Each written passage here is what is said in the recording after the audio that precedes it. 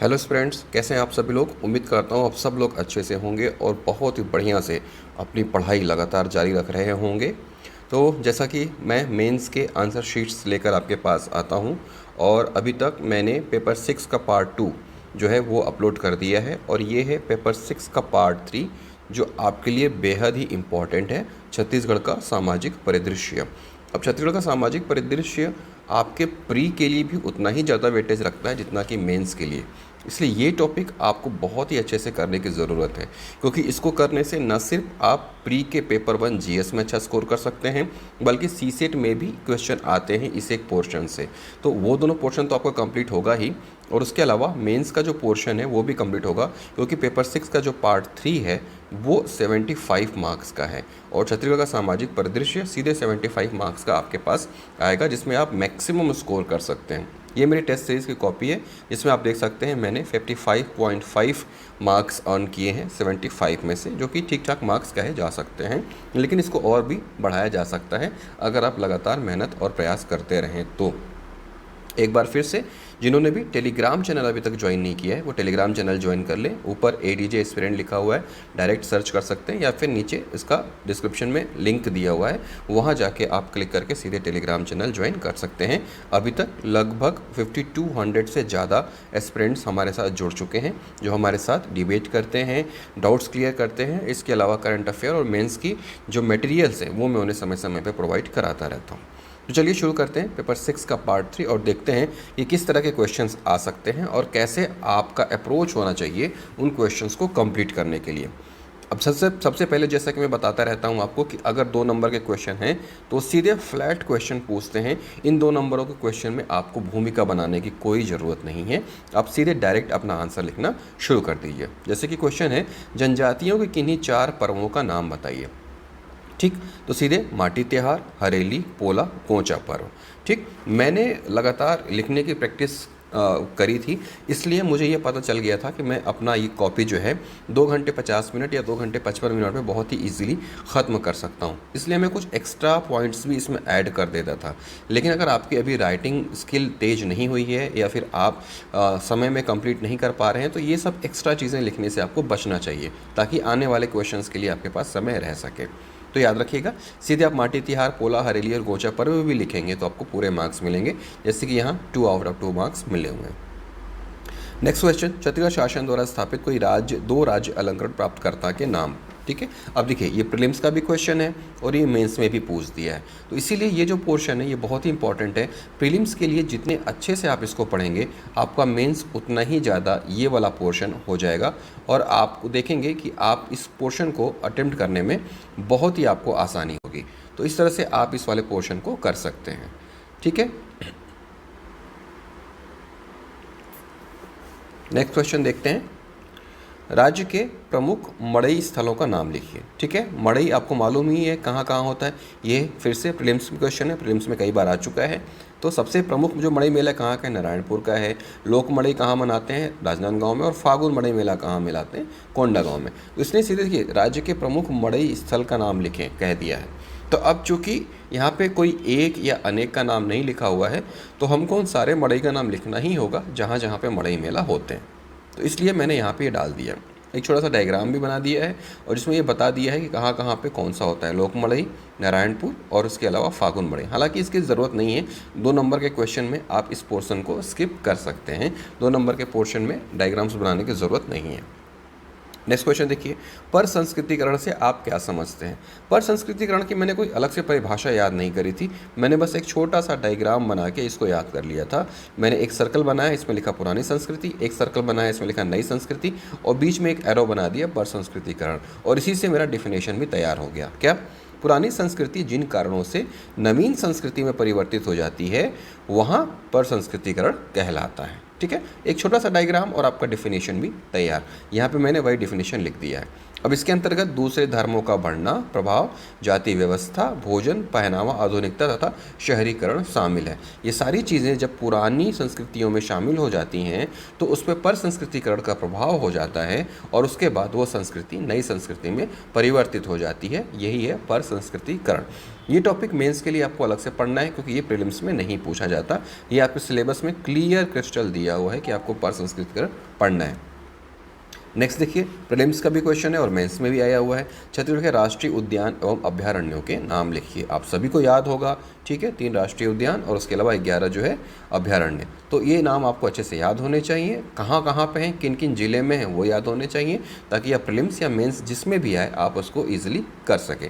यहाँ पे मुझे बहुत अच्छी तरह से याद है इसलिए मैंने इसको डायग्राम वाइज बनाया है ताकि एग्जामिनर में एक अलग से इम्पैक्ट करे कि मुझे पता है कि कौन सा अभ्यारण्य कहाँ पर है और इसमें 2 में मुझे 2 मार्क्स मिले। लेकिन अगर आपकी राइटिंग फास्ट नहीं है तो आप इन डायग्राम्स को बनाने से बचिएगा और सीधे सीधे आप हेडिंग डाल के राष्ट्रीय उद्यान और अभ्यारण्यों के नाम लिख सकते हैं। तो इस तरह से ये वाला पोर्शन कंप्लीट हुआ। ठीक है, आगे देखते हैं आगे क्या क्वेश्चन है और कैसे आप उसको अटेम्प्ट करेंगे।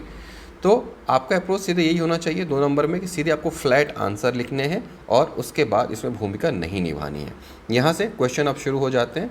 ठीक है, देखिए, खूबचंद बघेल पर एक संक्षिप्त टिप्पणी लिखिए। खूबचंद बघेल पर आपको टिप्पणी लिखनी है। आपके पास 4 लाइन ही है और उस 4 लाइन में आपको ज़्यादा से ज़्यादा डिटेल देना है। तो मैंने यहाँ 4 पॉइंट में खूबचंद बघेल के बारे में लिखा है। हालांकि मुझे यहाँ 2 में सिर्फ 1 ही नंबर मिला है। उसके बाद देखिए, मुरिया जनजाति द्वारा सिर पर पहने जाने वाले आभूषणों की चर्चा करें। एक बार फिर से प्रीलिम्स में भी ऐसे क्वेश्चन आते हैं आभूषण वाले और यहाँ पे तो सीधे सीधे पूछ दिया है मुरिया जनजाति के बारे में और वो भी जो सिर पर पहनते हैं। तो कौन कौन से? मांगमोती, जंगली फूल, पंख, बिंदी, ककई और पटिया। तो इस तरह से आपको ये सारी चीज़ें याद होनी चाहिए और आप देखिए इस पेपर को देखने के बाद आपको ऐसा ही फील हो रहा होगा कि आप मेंस नहीं बल्कि प्रीलिम्स के क्वेश्चंस देख रहे हैं। इसीलिए प्रीलिम्स में इस पोर्शन को तैयार करना बहुत ही ज़्यादा ज़रूरी है। इससे आपका मेंस का पूरा एक पोर्शन जो है वो कंप्लीट हो जाएगा। नेक्स्ट क्वेश्चन, एकल और विस्तारित परिवार में अंतर। अब ये सिर्फ एग्जीक्यूटिव जो है ये मेंस का ही क्वेश्चन है, ये प्रीलिम्स में नहीं आता।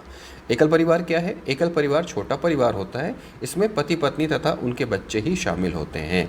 और विस्तारित परिवार यह अविभाजित परिवार होता है, परिवार के सदस्य अपने कार्यों की वजह से अलग अलग रहते हैं। ठीक है, तो ये एकल और विस्तारित में अंतर है, ये आपको पता होना चाहिए। 2 में 2 मार्क्स मिले हैं मुझे। और ये आपको जो ऑथेंटिक बुक है जो संदर्भ छत्तीसगढ़ हिंदी ग्रंथ एकेडमी की, उसी से आपको इसका आंसर मिलेगा। वहीं पे इसके आंसर्स बहुत अच्छे तरीके से दिए हुए हैं। मार्केट में गाइड या फिर कोचिंग के नोट्स में शायद उतने अच्छे आपको इसके आंसर्स नहीं मिलेंगे और कीवर्ड आपके अच्छे नहीं होंगे तो सही लिखने पे भी आपको मार्क्स कम मिल सकते हैं, ये बात याद रखिएगा। अब देखते हैं 4 नंबर के क्वेश्चन में, जनजातियों का भाषाई वर्गीकरण करिए। प्रीलिम्स में आप इसे पढ़ते ही हैं, आर्य भाषा, मुंडा भाषा, द्रविड़ भाषा। अब इसके अंदर क्या क्या हैं वो आपको यहाँ पे लिखना था, तो आप इसको लिख देंगे और ये क्वेश्चन आपका तैयार हो जाएगा। ठीक, यहाँ पे मैंने एक छोटा सा इंट्रो डाल दिया है। छत्तीसगढ़ की जनजातियों को 3 भाषा परिवारों में वर्गीकृत किया गया है और उसके बाद कौन कौन से भाषा परिवार हैं और उनके अंदर क्या क्या शामिल है ये भी मैंने यहाँ पे डाल दिया है। नेक्स्ट क्वेश्चन देखिए, गम्मत से आप क्या समझते हैं, संक्षिप्त वर्णन करें। गम्मत के बारे में पहले तो मैंने यहाँ पे एक छोटा सा फ्लो चार्ट बना दिया है। गम्मत 2 होते हैं, खड़ी और बैठकी। गम्मत में हास्य प्रदर्शन होता है, कुरुतियों पर प्रहार होता है, स्त्री भेष में पुरुष रहते हैं और विदूषक की भूमिका। यहाँ पे मैंने गम्मत को थोड़ा सा बता दिया और उसके बाद यहाँ पे मैंने उसको क्या समझते हैं ये बताया है और मुझे मिले हैं 3 आउट ऑफ 4। ठीक, लोकप्रिय लोक नाट्यों में शामिल है, हास्य प्रदर्शन पर आधारित, सामाजिक कृतियों पर प्रहार है, अलिखित होती है इसकी कथा और खुले मंच पर आयोजित किया जाता है। तो इस तरह से आप जब फ्लो चार्ट और डायग्राम का इस्तेमाल करेंगे तो आपको अपनी चीज़ें बहुत अच्छी तरह से याद हो जाएंगी। अब जैसे कुछ लोग बोलते हैं कि सर नोट्स कैसे बनाएं, तो ये जो एक फ्लो चार्ट है इसमें आपका गम्मत पूरी तरह से कंप्लीट है। तो यही मान के चलिए कि ये चीज़ किताब में 2 पेज में दिया होगा। इन 2 पेजों को आपने एक फ्लो चार्ट के माध्यम से यहाँ पे एक छोटे से बॉक्सेस में तैयार करके 7-8 लाइन में तैयार कर लिया, तो ये आपका नोट्स बन गया गम्मत का। अब आपको इन्हीं फ्लो चार्ट को बार बार देखते रहना है और आपको ये याद होता चला जाएगा।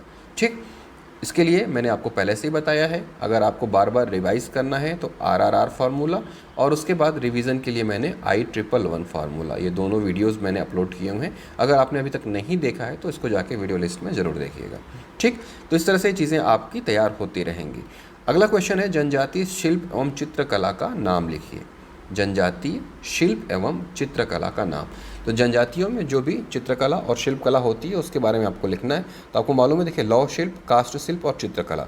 अब लौह शिल्प में भी अलग अलग हैं, मलार, झारा, घड़वा कला, ये अलग अलग चीज़ें हैं। इसके अलावा काष्ठ शिल्प में भी बंजारा जनजाति, कवड़ी और कंडरा कमार, ठीक है, धनवार जो बाँस, चित्रकला सवनाही बालपुर, उसके बाद नोहडोरा, रजवार, ये सारी चीज़ें यहाँ पे इंक्लूडेड हैं।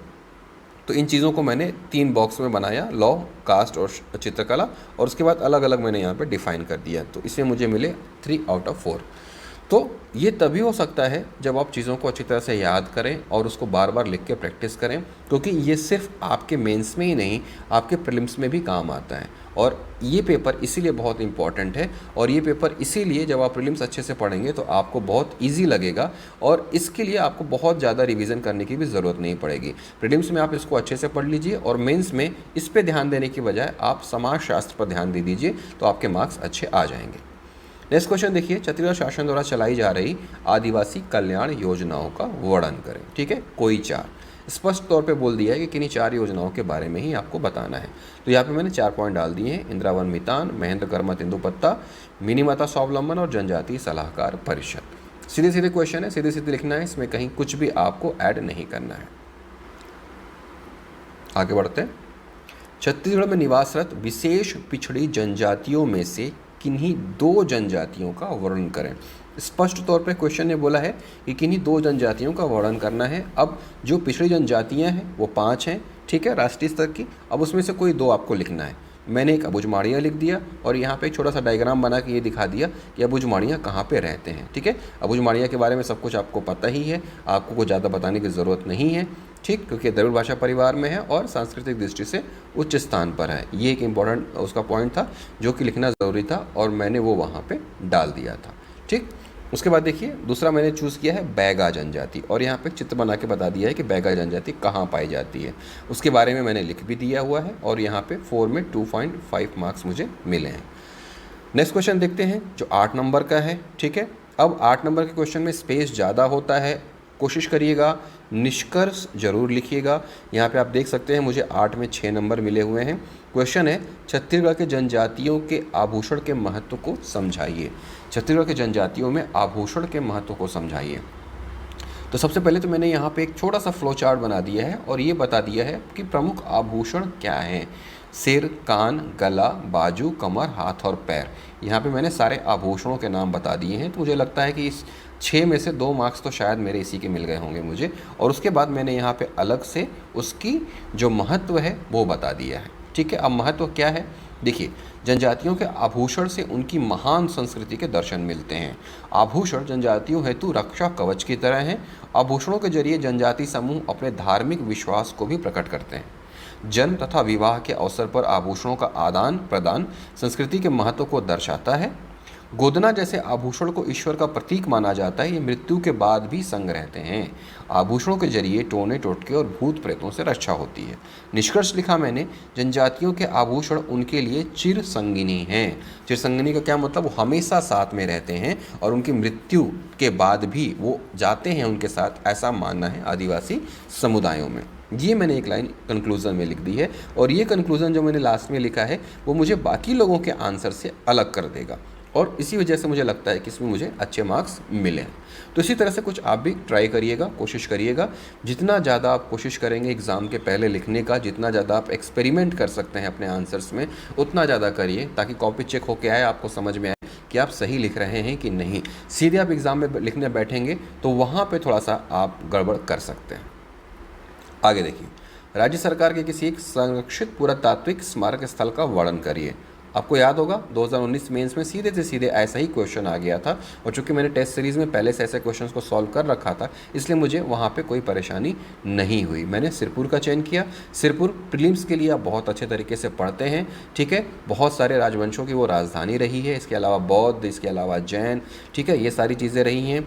वहाँ पे आपका ह्वेनसांग आ चुके हैं, महाशिवगुप्त बालार्जुन वहाँ से संबंध रखते हैं, और यहाँ पे मैंने एक डायग्राम बना के बता दिया है कि सिरपुर कहाँ है और क्या क्या चीज़ें वहाँ पे फेमस हैं। लास्ट में मैंने कंक्लूज़न भी लिखा है कि अनेक बौद्ध विहारों को समेटे सिरपुर छत्तीसगढ़ का अनमोल रत्न कहा जाता है, और उसके अलावा जो उसकी ऐतिहासिक चीज़ें हैं वो मैंने यहाँ पर वर्णन कर दी हैं, और मुझे यहाँ पर मिला है 6 आउट ऑफ 8। तो जितना ज़्यादा डेप्थ आप अपने आंसर्स में रखेंगे, जितना ज़्यादा आप डिटेल वहाँ पे देंगे, उतने ही ज़्यादा अच्छे आपके आंसर्स होंगे और उतने ही ज़्यादा आपको मार्क्स मिलने की उम्मीद रहेंगी। एक बार फिर से, भूमिका नहीं बनानी है, डायरेक्ट आंसर लिखना शुरू करना है, क्योंकि स्पेस बहुत कम होता है। अगर आप भूमिका बनाएंगे तो आपकी 2 से 3 लाइन तो उसी में चली जाएंगी और आपको फिर मेन आंसर लिखने में दिक्कत होगी। आगे देखिए, गोदना से संबंधित प्रमुख मान्यताओं पर प्रकाश डालिए। छत्तीसगढ़ जनजाति में गोदना को सामान्यतः टैटू कहा जा सकता है। गोदना संस्कृति जनजातीय महिलाओं का सबसे प्रिय आभूषण है। गोदना को जनजातीय संस्कृति का आधार भी कहा जा सकता है। अब ये जो वर्ड्स हैं ये आपको नॉर्मल मार्केट के बुक्स से नहीं मिलेंगे, ये जो वर्ड है आपको बेस बुक्स में ही मिलेंगे और इसीलिए आप इसका इस्तेमाल करके अपनी मेंस की भाषा को अच्छा कर सकते हैं। मैं बार बार इसीलिए बोलता हूँ कि आप जो है ऑथेंटिक बुक पढ़िए, हिंदी ग्रंथ अकेडमी की बुक्स पढ़िए, ताकि आपका मेंस का आंसर राइटिंग अच्छा हो और आपको अच्छे शब्द मिलें, और उन अच्छे शब्दों को मिलने के बाद ही आप मेंस में जब उसको उतारेंगे तो वो आपके लिए बेहतर साबित होंगे। अब यहाँ पे मैंने देखिए पॉइंट वाइज लिखा है और लास्ट में निष्कर्ष लिख दिया है, गोदना जनजातीय जीवन का प्रतीक चिन्ह है। गोदना जनजातीय जीवन का प्रतीक चिन्ह है। यहाँ पे मैंने छोटा सा डायग्राम बनाया है, बस्तर के क्षेत्र को दिखा दिया है कि ये गोदना हेतु प्रसिद्ध है। ठीक, यहाँ पे मुझे 6 आउट ऑफ 8 मार्क्स मिले। लास्ट क्वेश्चन, जैसा कि आप जानते हैं 15 नंबर का रहता है सबसे लास्ट क्वेश्चन, और यहाँ पे 2 क्वेश्चन आते हैं। इन 2 क्वेश्चन में से किसी एक को आपको अटेम्प्ट करना होता है। 2 क्वेश्चन है, अनुसूचित जातियों के विकास में राष्ट्रपति की भूमिका को समझाइए। दूसरा, जनजातियों के विकास के लिए राज्य सरकार को किन चुनौतियों का सामना करना पड़ता है, समझाइए। अब ये जो क्वेश्चन है, अनुसूचित जातियों के विकास में राष्ट्रपति की भूमिका को समझाइए, थोड़ा सा टिपिकल क्वेश्चन है, इसलिए मैंने इस क्वेश्चन को छोड़ दिया था। और यहाँ पे ध्यान दीजिएगा, ये अनुसूचित जातियों के विकास के बारे में पूछा है, SC के बारे में पूछा है, अनुसूचित जनजाति के बारे में नहीं पूछा है। तो कई बार क्वेश्चन पढ़ने में जल्दबाजी करते हैं हम और आंसर कुछ और लिख देते हैं।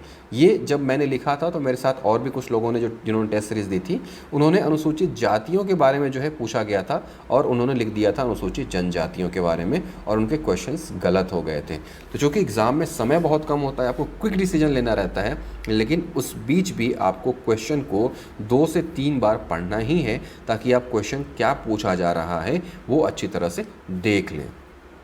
दूसरा क्वेश्चन, जनजातियों के विकास के लिए राज्य सरकार को किन चुनौतियों का सामना करना पड़ता है। मैंने इसी क्वेश्चन को अटेम्प्ट किया था, एक छोटा सा इंट्रो डाला। 15 नंबर के क्वेश्चन में थोड़ी सी जगह होती है, इसलिए इंट्रो डालना जरूरी है। ठीक है, अनुसूचित जनजातियों के विकास में राज्य की भूमिका सबसे अहम है। भारत के संविधान में जनजातियों के विकास हेतु भी विभिन्न प्रावधान हैं। इसके बाद भी छत्तीसगढ़ जैसे राज्य को विभिन्न चुनौतियों का सामना करना पड़ता है। अब देखिए, मैंने यहाँ अपने आंसर में भारत के संविधान को भी इंक्लूड कर दिया है। ठीक, ये मैंने एक एक्सपेरिमेंट किया था कि भारत के संविधान में जनजातियों के विकास के लिए प्रावधान तो बहुत हैं, लेकिन फिर भी छत्तीसगढ़ जैसे राज्य में इन्हें विभिन्न चुनौतियों का सामना करना पड़ता है। तो मुझे लगता है कि मेरा यह आंसर थोड़ा सा हटके रहा होगा बाकी लोगों से। उसके बाद मैंने यहाँ पे हेडिंग वाइज वो जो चुनौतियाँ हैं वो गिनानी शुरू की। अशिक्षा व जागरूकता की कमी है, यहाँ पे देखिए प्रीलिम्स के जो डाटाज हैं वो काम आए। फिर बेरोजगारी, ये मैंने लिखा, अपने परंपरागत व्यवसायों के अतिरिक्त दूसरे व्यवसाय के प्रति लगाव नहीं होना जनजातियों के पिछड़ेपन की ओर ढकेलता है। आप देख लीजिए, जो जंगलों में रहते हैं वो शहर की तरफ नहीं आते, उनको ये लगता है कि अगर हम शहर की तरफ आएंगे तो हमारी संस्कृति पे इसका प्रभाव पड़ेगा और पर संस्कृतिकरण हमारे ऊपर हावी हो जाएगी, इसलिए वो वहीं रहते हैं जहाँ पे वो रहना चाहते हैं। झूम खेती वो करते हैं, जिसकी वजह से काफ़ी नुकसान होता है, लगातार उनको समझाइश भी दी जाती है, लेकिन वो नहीं मानते हैं। और इन सारी चीज़ों से बचने के लिए FRA एक्ट अभी चल रहा है, FRA एक्ट, वन अधिकार अधिनियम, ठीक है, जिसकी वजह से उन्हें वन अधिकार पट्टा दिया जा रहा है ताकि वो एक ही जगह पर रहें, खेती करें और उससे लाभ कमाएं। तो ये उनके विस्थापन से बचाने के लिए उनको राज्य सरकार द्वारा प्रयास किया जा रहा है। ये अपना आंसर नहीं है, ये मैं बस आपको समझा रहा हूँ कि किस तरह से आदिवासियों को, अनुसूचित जनजातियों को डेवलप करने के लिए, उनको विकसित करने के लिए राज्य सरकार प्रयास कर रही है। हालांकि हमारा क्वेश्चन कुछ और है, वो हम फिर से वापस आते हैं क्वेश्चन पे। दूसरा है बेरोजगारी, पहला है अशिक्षा व जागरूकता की कमी। ठीक है, शिक्षा काफ़ी कम है उनके अंदर, जिसकी वजह से उनके अंदर जागरूकता की कमी है, और वो जागरूकता की कमी कहीं ना कहीं उनके पिछड़ेपन का कारण है। फिर दुर्गम क्षेत्रों में वो निवास करते हैं। अब सरकार की चुनौती ये है कि उन तक पहुँचे कैसे।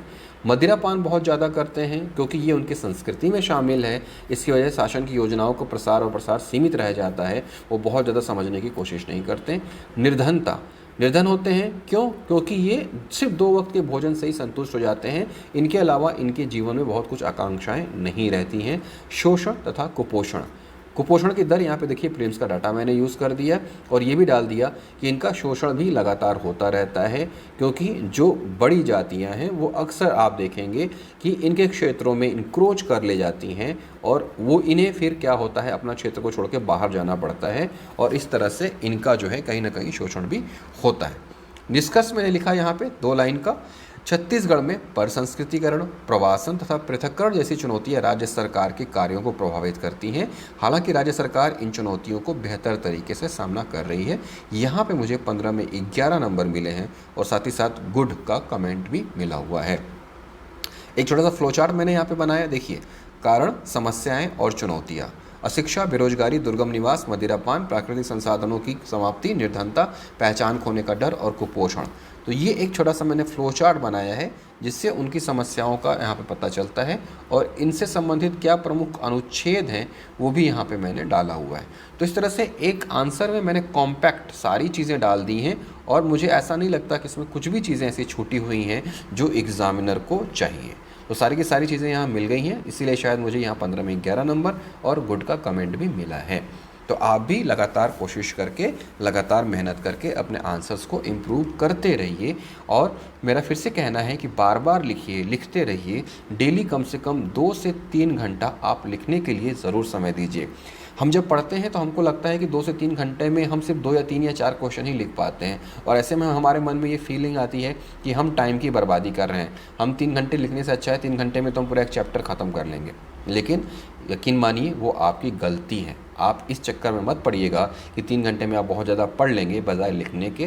तो आप जितना भी पढ़ रहे हैं आप 2 से 3 घंटे लिखने शुरू कर दीजिए। देखिए अगस्त का महीना भी धीरे धीरे ख़त्म होने जा रहा है और उसके बाद बहुत कम समय बच गया है आपके नोटिफिकेशन में। फरवरी में आपके एग्ज़ाम्स हो जाएंगे और उसके बाद 3 से 4 महीने में मेंस। तो अभी से आप अगर लिखने की तैयारियों में नहीं जुटेंगे तो आने वाले समय में आपको दिक्कत हो सकती है। एक बार फिर से जिन्होंने भी टेलीग्राम चैनल ज्वाइन नहीं किया है, ऊपर एडीजे एस्पिरेंट डायरेक्ट सर्च करके ज्वाइन कर सकते हैं या नीचे लिंक दिया हुआ है वहाँ पे जाके आप ज्वाइन कर सकते हैं। नीचे डिस्क्रिप्शन लिंक में मैंने कुछ किताबें भी ऑनलाइन लिंक उसकी प्रोवाइड कराई हुई हैं। अगर आप दूरस्थ क्षेत्रों में रहते हैं या फिर आप ऑनलाइन किताब मंगाना चाहते हैं तो इन लिंक्स के जरिए आप किताब मंगा सकते हैं। ऑनलाइन अमेज़न के थ्रू किताबें सीधे आपके घर पहुँच जाएंगी। इन क्वेश्चंस को मैंने जो अभी आपको बताया है आप खुद से इनको लिखने की कोशिश करिए। ये मान के चलिए कि एक मेंस का पेपर है, यहाँ पे पूरे के पूरे आपके पास क्वेश्चंस हैं। मैंने ब्लैंक कॉपी आपको अवेलेबल करा रखी है। आप उस आंसर को, ये जो मैंने आंसर लिखा है इसको पढ़िए, आपका जो नॉलेज है उसको इंक्लूड करिए और अपना खुद का आंसर लिखने की कोशिश करिए। लगातार प्रैक्टिस करते रहिए ताकि आपका स्किल बहुत अच्छा हो सके। उम्मीद करता हूँ ये वीडियो आपको पसंद आया होगा। पेपर 7 का पार्ट 1 जल्दी ही लेके आपके पास फिर आऊँगा। तब तक पढ़ते रहिए। जय हिंद।